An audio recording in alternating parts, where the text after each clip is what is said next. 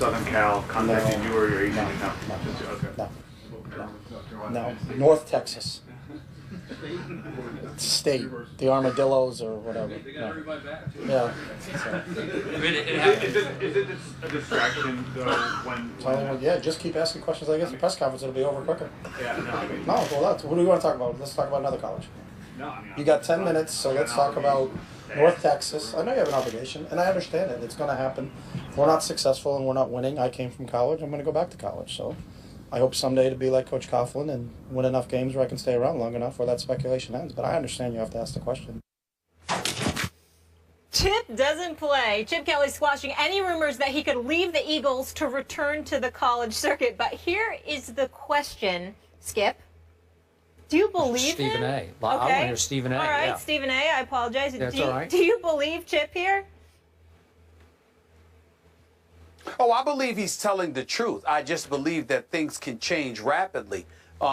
Even at 10-6, if you miss the playoffs, particularly in Philadelphia, life is not going to be made to be very comfortable for you. That's number one.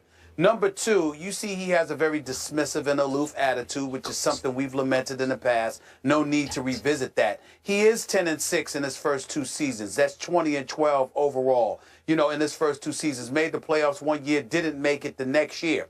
But if you're in Philadelphia and you're not making the playoffs, it doesn't matter what your record is. It doesn't matter the fact that you have double-digit victories. You're not going to get the same level of latitude that Tom Coughlin has in New Jersey, which is in 2013, what Chip Kelly alluded to when he talked about how he wanted to be that kind of guy that had that level of longevity. The level of patience that the Mara family, along with Mr. Tisch and the Giants organization have showed Tom Coughlin, I can assure you, Chip Kelly is not going to get that kind of latitude in Philadelphia. They would need to be in a postseason. They would need to be a relevant franchise in that regard in order for him to enjoy any degree of longevity. And now that he has control in Philadelphia, I think it's easy to see, Skip, and I think it's easy to surmise, and you're not stepping out of bounds here by acknowledging he's somebody that likes to be in control.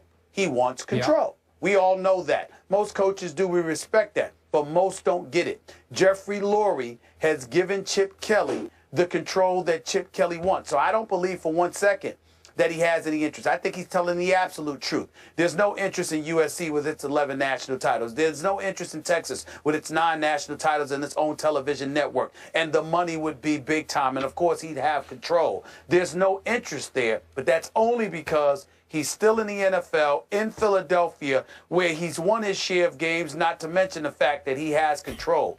If he were to lose control, would he ultimately decide to go back to college? I think that is very possible. It's not relevant now because obviously he's in control in Philadelphia and he has the support of Jeffrey Lurie. But come back and ask me that question about Chip Kelly again if the Philadelphia Eagles are losing and he either finds himself losing control or out of an NFL job. Then come talk to me because I want to hear him say that then. I'm with you on this. And by the way, before I answer Molly's question, I need to defend the honor of North Texas because Chip made a disparaging remark about the North Texas State Armadillos. It's the North Texas Mean Green. I think once upon a time they used to be the Eagles, if I can recall, because I've actually attended a football and a basketball game at North Texas in Denton, Texas. And it's a beautiful little campus, and it's a good school, and they didn't deserve it. And I got your back, North Texas. Yeah, Mean Green. Yeah, way to go, Mean Green. It's a beautiful little campus. It's a good school. It is. But Chip Kelly certainly wasn't trying to come across as an aficionado on that. He was basically highlighting what we all know, and that is, other than the Skip Baylesses of the world, who the hell knows who those folks are? Well, they're not the Armadillos. I think a lot of people in Texas know who they are, but that's beside the point. I don't think we care, but go ahead. Okay, well, I care, so I said it. A lot of my people care. So here's the point. Okay.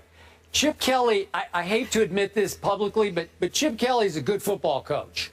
I don't love the guy, and I don't think you love the guy for a lot of other reasons.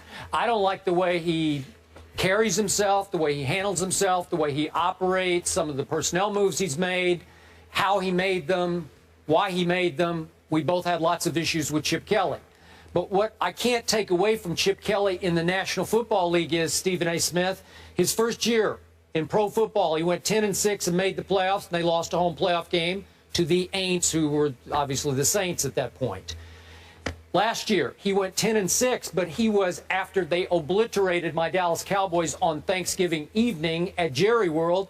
They were 9-3, and then predictably, their backup quarterback, Mark Sanchez, fell apart, as I warned you that he would. But that's pretty good. 10-6 and 10-6, though the second one didn't make the playoffs. That's still a pretty good start in pro football. Now, I'm with you. He belongs in college football because he wants more control than pro football will ultimately, I think, afford him over the long haul. He's going to have a harder and harder time of attracting free agents because DeMarco was a special case because he was a little sideways with Jerry Jones, and it was the perfect signing for Chip Kelly to say, I will overpay you, DeMarco, to leave Dallas and come to Philadelphia. I get that part. DeMarco's pride was rubbed raw by Jerry Jones, so that was a special case. But in this case, he belongs in college football, and I think he will wind up there sooner than later because his stuff works better in college football. The way he is works better. It's his way or the highway. We know that. And he wants more coachable cogs, and that's what college kids more often are.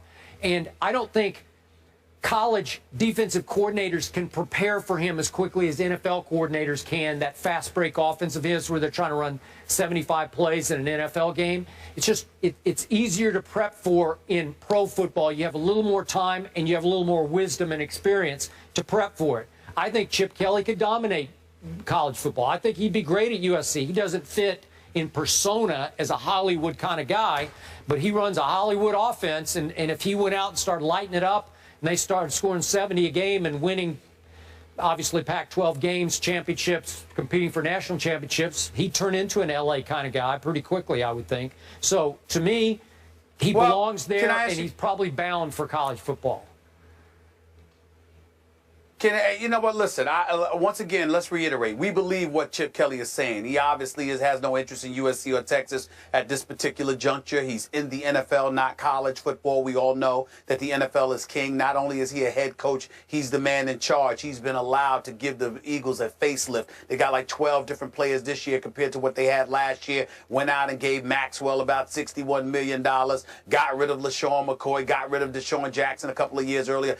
Let Jeremy Maclin get away to Kansas City. Trent Cole is gone. Hermans is gone. Mathis is gone. We know all of this, okay? So the power that he has will lend itself towards recognizing this guy doesn't want to leave the NFL. But let me ask you this question, Skip.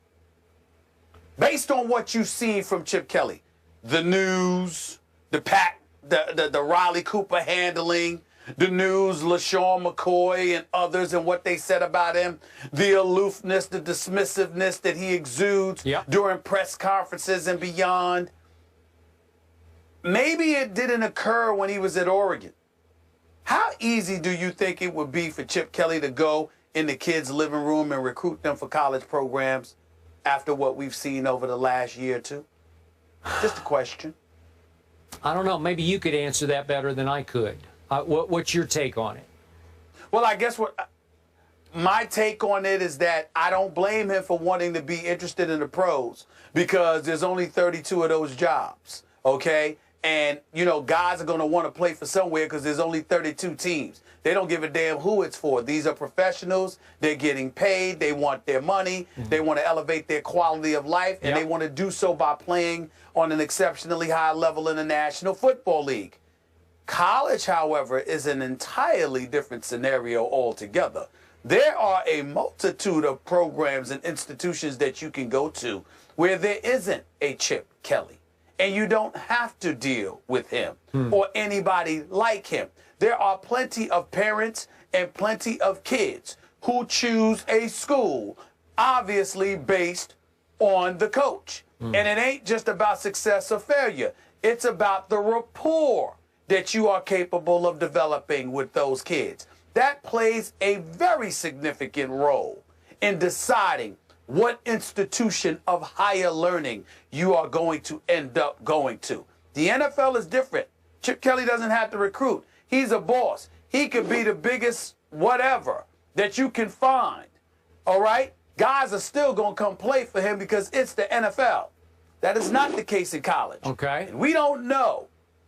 We didn't know as much about him personality-wise at Oregon as much as we know about him now in Philly. Forgive me for bringing this up if this is not where you're heading, but are we talking about a white coach who faced a racial issue in his locker room in Philadelphia, going now back to college to recruit? I'm talking about the combination. I'm talking about it. I'm talking about it all. I'm talking about it all. I'm talking about, you remember how you and I both lamented how he handled it when they asked him questions and he refused to address stuff, how dismissive he was? Yes. That's right. How much it put people off. So I'm not really talking about, quote unquote, the racial dynamic. I'm talking about the personality that you have, how aloof and dismissive you were, how insensitive you came across, all of those different things. With a professional organization like the NFL, you don't have to worry about those things. But as a college coach, now that that's been front and center, when you walk into somebody's living room, their friends, their family members, their parents, guardians, all of these people are present, it's an entirely different thing. Okay, it's an entirely different thing. There's one mitigating factor here. If he walks into the living room and says, come play for me at, let's say, USC, we'll score 70 a game. You're going to have a whole lot of yards, passing it, throwing it, catching it, whatever it is, right? You could promise a kid, come here and you are going to shine for me, right? Yeah, until you get on my nerves or I find somebody better. Or all of this other stuff that he's very much capable of. And then not only that, you got to remember, other programs don't have to promise that. Like Nick Saban says, see, we want to win. You want to win? Because we're going to win here. You see what I'm saying? It depends. Okay. It depends. All I'm saying is that it's tricky. I'm not saying he won't get it done. I got it. I'm not saying he won't be successful. I'm just saying it's tricky. No question. Monday Night Football, Giants at Eagles. Philly is favored by 4. I don't know if I'm going to watch that game. We'll see.